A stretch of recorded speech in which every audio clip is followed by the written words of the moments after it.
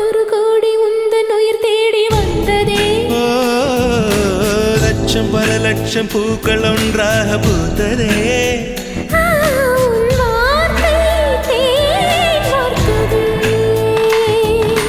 மௌனம் பேசியதே